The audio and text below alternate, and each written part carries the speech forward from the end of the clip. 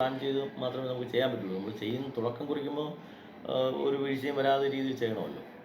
അപ്പോൾ അതിന് വേണ്ടിയിട്ടാണ് ഞങ്ങൾ എക്സ്പ്രഷൻ ഓഫ് ഇൻട്രസ്റ്റ് വിളിച്ചു. അത് നിലയ്ക്കലാണ്. അപ്പോൾ അത് ഈ സീസൺ കഴിഞ്ഞ ഉടനെ സ്ഥാപിക്കാൻ കഴിയുമെന്നാണ് വിചാരിക്കുന്നത്. അടുത്ത വർഷം സീസണിന് മുമ്പ് അത് ചെയ്യണമെന്നാണ് അല്ല, പഴയ ദേവസ്വം ബോർഡിൻ്റെ കാലത്ത് അവരുടെയൊക്കെ ആലോചന വന്നൊരു കാര്യമാണെന്ന് തോന്നുന്നു. ഈ ശബരിമലയിൽ നമ്മുടെ ഈ അമ്പലം അതുപോലെ നിർത്തുക. അമ്പലം നിൽക്കുന്ന ചുറ്റുവട്ടത്തുള്ള തന്ത്രിമാരുടെയും മേൽശാന്തി ഇവരെയൊക്കെ വേറെ കോംപ്ലക്സ് എന്നൊരു സംവിധാനത്തിലേക്കും അമ്പലത്തെ അമ്പലമായിട്ട് മാറ്റാം. അങ്ങനൊരു ശ്രദ്ധയപ്പെട്ടിട്ടുണ്ടോ അങ്ങനെ ഒരു കാര്യം? തീർച്ചയായിട്ടും അത് മാസ്റ്റർ പ്ലാനിൻ്റെ ഭാഗമായിട്ട് വരുന്നതാണ്. മാസ്റ്റർ പ്ലാനിൻ്റെ ഭാഗമായിട്ട് വരുന്ന പ്രധാനപ്പെട്ട കാര്യം ഒന്ന് നിലയ്ക്കലാണ്. ബേസ് ക്യാമ്പ്, ഈ പാർക്കിങ്ങും അക്കോമഡേഷനും മറ്റെല്ലാ സംവിധാനങ്ങളും നിലയ്ക്കലേക്ക് മാറ്റുക. അവിടെ ഒരു വലിയ എന്താ പറയുക, ഒരു ഒരു ഗംഭീരമായൊരു സംവിധാനമാക്കി മാറ്റുക. മുഴുവൻ സംവിധാനങ്ങളും അങ്ങോട്ടേക്ക് മാറ്റും.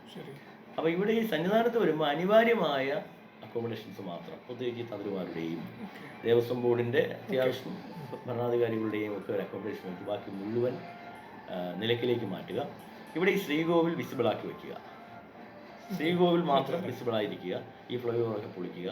പിന്നെ അവിടെ നല്ല ഒരു ശ്രീകോവിൽ മാത്രം ഇവിടെ എന്നുള്ള മട്ടിൽ തന്ത്രിമഠവും മറ്റു കാര്യങ്ങളൊക്കെ അതിൻ്റെ കുറച്ചുകൂടി മാറ്റി സ്ഥാപിക്കുക എന്നുള്ളതാണ്. അത് നല്ലൊരു പ്ലാനാണ്. അങ്ങനെയാണ് വിഭാഗം ചെയ്തിരിക്കുന്നത് മാസ്റ്റർ പ്ലാനിൽ. പിന്നെ അങ്ങനെ വരുമ്പോൾ ബാക്കി എല്ലാ കാര്യങ്ങളും നിലയ്ക്കലേക്ക് മാറും. നിലയ്ക്കലിൽ നമുക്കിപ്പോൾ ഏതാണ്ടൊരു 212 ഏക്കറോളം ഉണ്ട്. അപ്പോൾ അവിടെ മാക്സിമം പാർക്കിംഗ്, മാക്സിമം അക്കോമഡേഷൻ. ഇന്നത്തെ നിലയ്ക്കലല്ല, രൂപരേഖ ഒന്ന് മറിയും ആ രീതിയിൽ. ആ ഒരു മാസ്റ്റർ പ്ലാൻ യാഥാർത്ഥ്യമായി വന്നാൽ ഇന്നത്തെ നിലയ്ക്കലേ ആയിരിക്കില്ല. അത് എല്ലാവിധമായ സംവിധാനങ്ങളും കൂടിയ ഒരു ഹൈടെക് സംവിധാനത്തിലേക്ക് ആണ് മാസ്റ്റർ പ്ലാൻ ചെയ്യുന്നത്. അപ്പോൾ മാസ്റ്റർ പ്ലാനിൽ പറയുന്ന രീതിക്ക് അനുസരിച്ച് നമുക്കത് സാധിക്കുകയുള്ളൂ. അതിൻ്റെ ഡെവലപ്മെൻറ്റ്സ് വരും വർഷങ്ങളിൽ ഉണ്ടാകുമെന്നാണ് ഞങ്ങൾ പ്രതീക്ഷിക്കുന്നത്. ദേവസ്വം ബോർഡ് അത് നമ്മൾ ആലോചിക്കണം. ഇപ്പം തിരുപ്പതി പോലെ ഈ സ്വന്തമായി ചാനലൊക്കെ തുടങ്ങുന്നതിനെ കുറിച്ചൊക്കെ ആലോചിക്കേണ്ടതാണ്. അത് പക്ഷേ ഞങ്ങളിങ്ങനെ ആലോചിക്കുന്നു, അതിനെക്കുറിച്ചൊക്കെ ആലോചിക്കാവുന്ന രീതിയിലേക്ക് വരുന്നതേ ഉള്ളൂ. നമ്മളൊന്ന് ഇരുന്നിട്ട് കാര്യങ്ങൾ ആലോചിക്കാമെന്ന് വിചാരിക്കുന്നു. എന്തായാലും അങ്ങനെ വരണം. അങ്ങനെ വന്നാൽ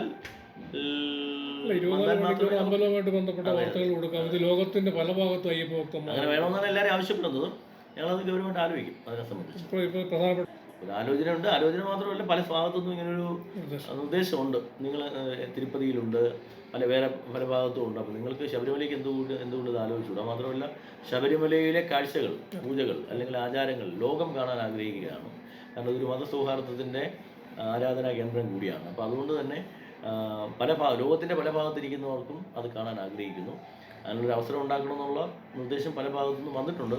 സ്പോൺസർ തന്നെ ചെയ്യാമെന്ന് പറയുന്നുണ്ട്. പലരും നിങ്ങളൊരു ചിലവും നോക്കണ്ട, ഞങ്ങൾ സ്പോൺസർ ചെയ്താൽ എന്നൊക്കെ പറഞ്ഞ നിർദ്ദേശം വന്നിട്ടുണ്ട്. കുറച്ചുകൂടി ആലോചിച്ചേ നമ്മൾ തീരുമാനം എടുക്കുള്ളൂ. സർക്കാരുമായിട്ട് ആലോചിക്കണം, മറ്റുള്ളവരുമായിട്ട് ആലോചിച്ചിട്ട് നമുക്ക് തീരുമാനം എടുക്കാം.